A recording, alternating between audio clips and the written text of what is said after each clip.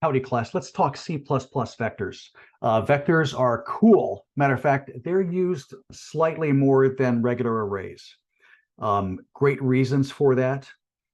The primary reason is that vectors are dynamic. They're flexible, as contrasted with arrays, which are fixed in size. As soon as the program compiles, we've got to declare that size of the array, and the memory has got to be reserved by the processor, and there's no way to grow that array. The only way to grow it is to create a whole new one that's bigger and copy the old elements into the new elements, and then boom, you've got a little bit more capacity. But vectors are different. Vectors will act like a regular array, and we can use a lot of the same syntax in our code. Vectors are also indexed the same way, so we can reference individual elements with the vector name sub-0. Let's call this vector values. So values sub-0 references the first element, just like in an array. So in many respects, their operations and their syntax are just like arrays. But they're dynamic and flexible, meaning if we wanted to insert an element right here, well, we can do that. We can insert it right here. That'll be the new 2, this is the new 3, that's the new 4, and everyone's happy. Or we can just keep adding elements onto the end all day long. We can also decide, hey, I actually want to delete this one right here. So I'm going to delete just that element, and then the rest of the vector will sort of squish in because of that. Now, a vector also has tons of methods, and what I mean by that are a number of things we can leverage that's going to help us in our coding. Vectors have all sorts of additional methods that are supported to help them out, and let's take a look at a few of those. Our first one is pushback. Vals, again, is the name of the vector. So we use the name of the vector and then the dot operator, vals dot, and then pushback. And it's push underscore back, and this does exactly what we might think that it does. If this is the vector and the vector's elements, this is going to push another one into the end here, put a new value there, so this n gets stored right here, and the size of the vector increases by 1. So that's what pushback does. It pushes a vector into the back of the vector, the very back. There's also push front. The next is vals.size. The .size method is going to allow the vector to self-report its size. And that is sure convenient when we are trying to do a for loop of a vector that we may have no idea how many elements are currently in it. So we can say from in I equals 0, I is less than vals.size, and then I plus plus. So this for loop really then doesn't care how large the vector is. It's just going to pull that size attribute from the size method and use that in the for loop. Pretty straightforward. So we'll be using .size quite a bit in our programming. Be ready for that. Next up is pop back, and that will remove the last element completely. This is the last element. Pop back is just going to delete it. It doesn't return it, it just deletes it. Now, if you want to find out, well, what is the value in back, you can just use .back, vals.back. And that'll return what the last value is. It's not going to delete it. It's just going to return it. And then you can use that in an expression and a count, whatever. There's also .front to peek at what the front element also is. But you can also easily do that just with vals sub-0. That'll always give you the first element. .back is convenient because you may not know the size of the vector. So this will just give you the that rear element. So remember, pop back, that'll just remove the last element. Our next two will be vals.erase, and that erases the vector. Oh, no. This will erase a specific element. just like vals.insert will, and I'll get to those in just a little bit. Vals.empty is going to return a true or a false. It's a Boolean method. It'll return a true or a false if the vector is empty or not. And that can be convenient. Say we want to give a menu to a user that is going to delete an item from a vector.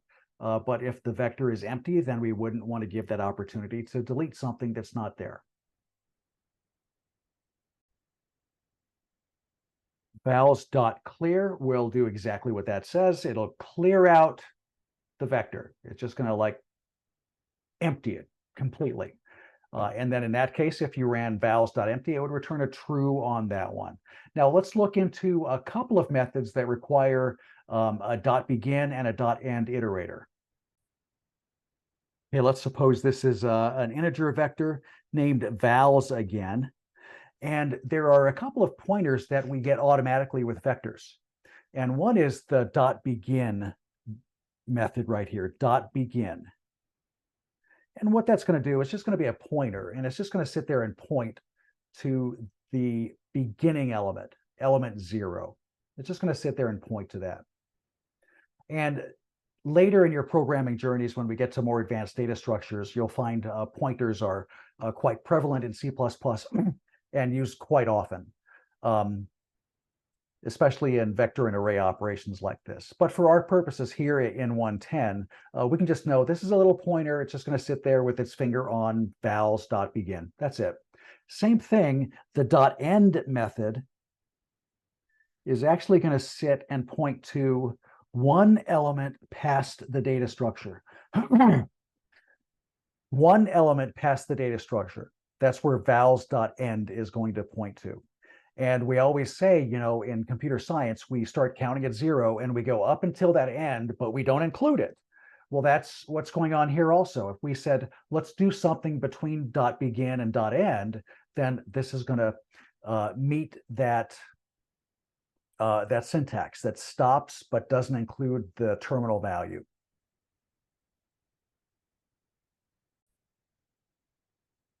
So knowing that we've got a pointer pointing to the beginning element, this is how we use the .erase method, the vec.erase method. And this is going to erase a specific element. What we do is we start and we put an argument in the .erase method.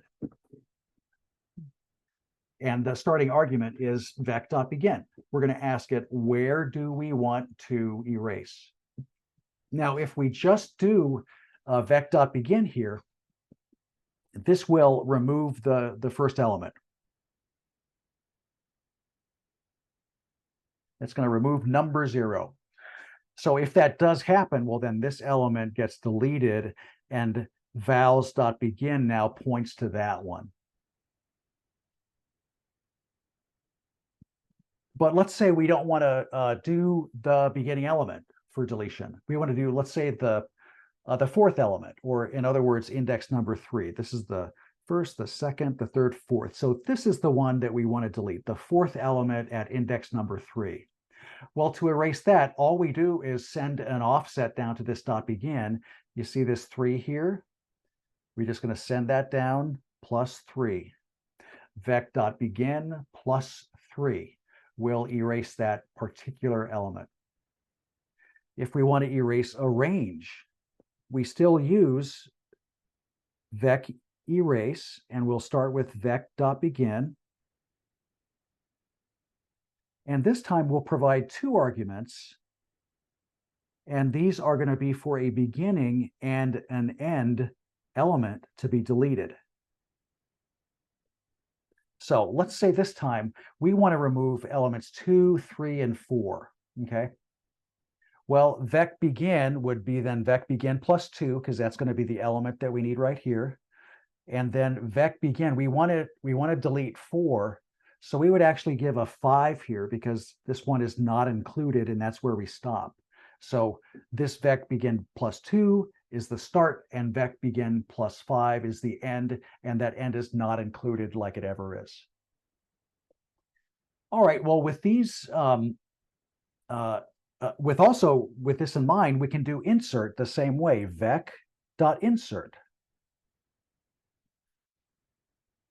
And we'll do a couple of things. One is we'll say vec dot begin, how about +1, and then the value 15. So vec dot insert will take these two arguments. One is where will we insert this? So this is going to be inserted as the new second value, the one element, the 1th element. And then what we actually insert then is in the second argument. So we're just going to insert this 15, and that goes right into the vector at element number 1. All right, well, let's look at some code now that's going to highlight this vector stuff, and hopefully we can make some sense of this. So here's a program. Our very first thing that we must do is include vector for this. That's where all of the code is going to be for all of those wonderful magic methods that we'll be employing. So include vector for this. Let's get a vector going. How do we declare a vector? Well, you read in your reading, we do the word vector. Then we do the data type of the vector. Then we give the name. And that's all we got to do. That then prepares the data structure of vector, gives it all of its shape and access to all of its methods. There's nothing pushed in it right now, but it at least has got some shape. Now we can, even though a vector can grow as long as the day is long, you can initialize some values in it just by providing an initialization list. So there, I'm providing that initialization list. It's going to create a 5-element integer vector with those 5 values.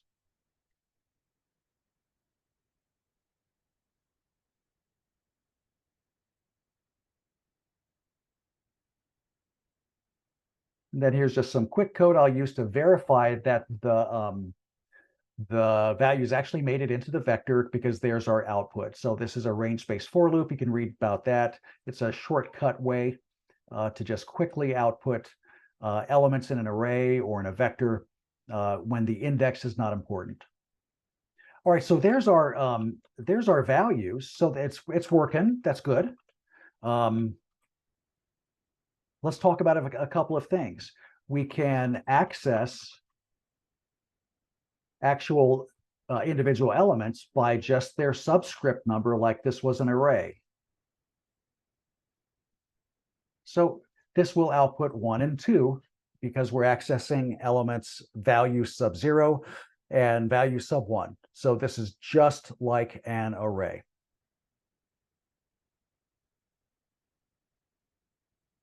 Now we can use a for loop to traverse the array. We can use a regular for loop.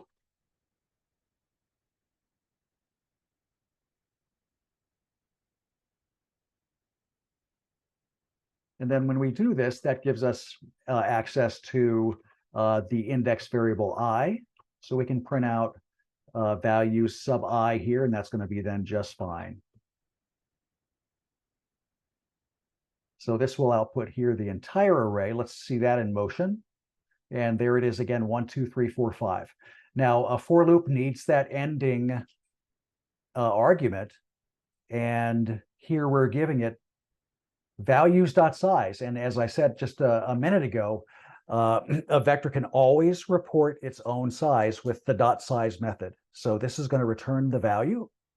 And right now it's 5. And that 5 gets substituted in. So the I less than 5 is that continue phrase.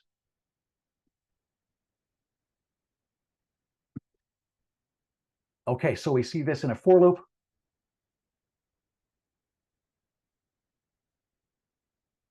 I mentioned a couple of things. Let's take a look here.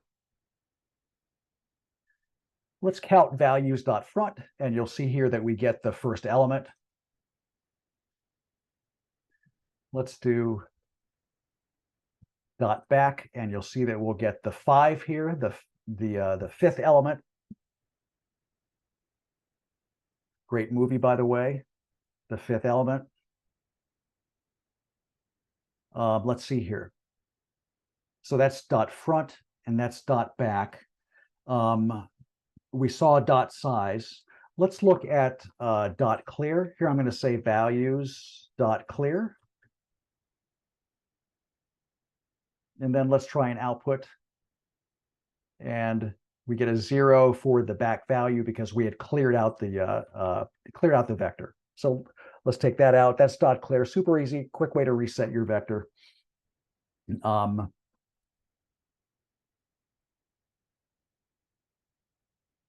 Now the is empty, remember that's a Boolean. So we can say if values dot empty. And this is saying if it's empty, execute this.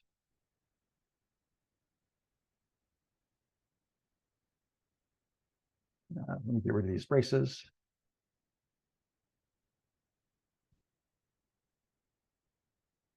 And here it'll count not empty. Let's run this and we'll get a not empty here because our values vector has actually got these values. Okay, so that is some of the kind of the static operations.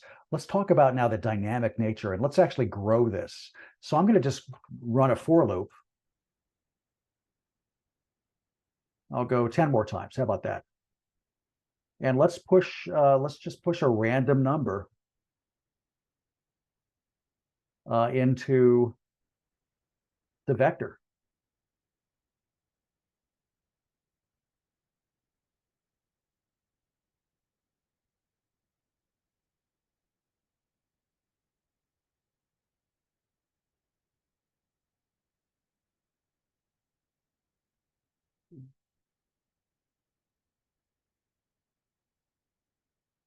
Okay, and let's see what we got here.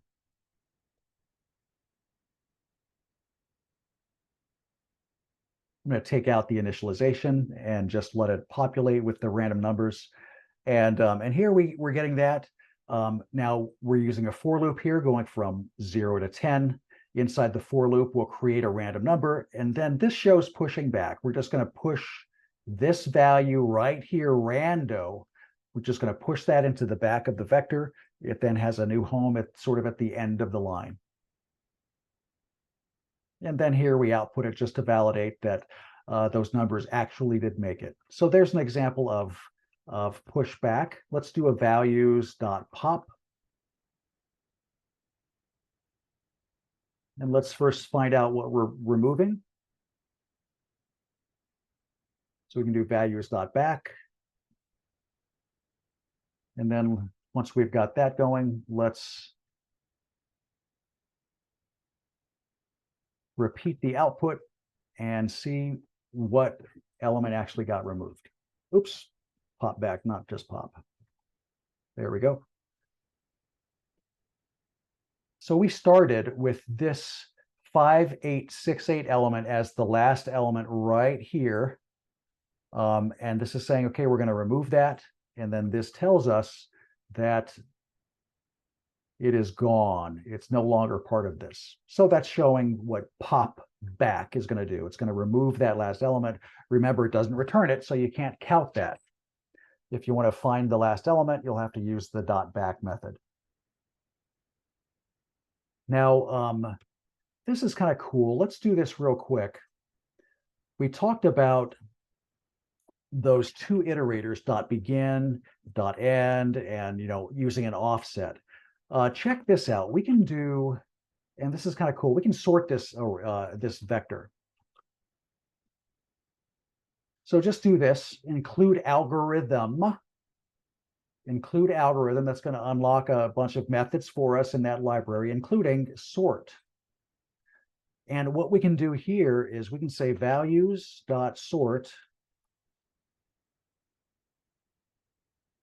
And then let's just give it a couple of arguments here.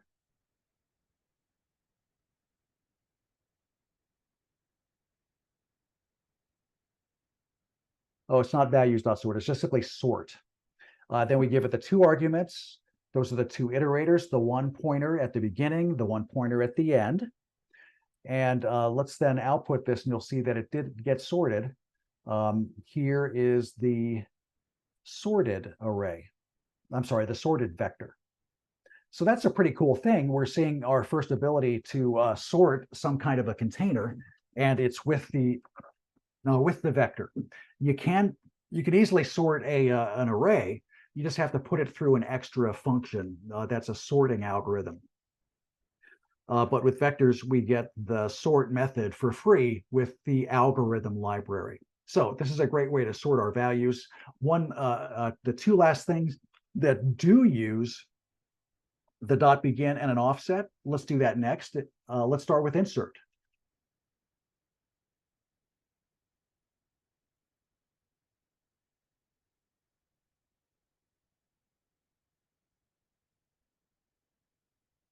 Here I'm going to insert at the beginning of 5,000. And we can see that here. Oops, let's get a couple of separations going.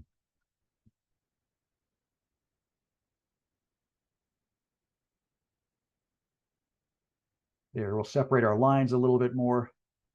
And you can see here that I have inserted 5,000 into the beginning of this vector. It used to begin with 1452, and that's now here. So that's what this dot insert method is going to do for us. It will insert exactly where we want it. This time, let's insert, how about 9,000? And let's insert it as the new element number 4. So we can do plus begin.4. This will be the new 5th element. So let's run that, and we'll see a 9,000 plugged in here as the new 5th element. Let's count these here. 1, 2, 3, 4. There's our new 5th element. Great movie, by the way. So that's insert. Delete is going to behave very much the same thing, same way, values dot erase. And we'll start with values dot begin. That'll erase the first one in by itself, and then we give it an offset if we want to delete something other than the first element. So here we are erasing the element number 5, 0, 1, 2, 3, 4, 5. We're erasing this 3770. And you can see that in the next line that has disappeared. So that's our dot erase method. So this is the basics of vector operations. Please watch the couple of Watch Me Code videos to code a couple of cool small applications that will leverage the vector. Okay, good luck, everyone, and please pop your questions, as always, just up there in the discussion board. All right, good luck, everybody.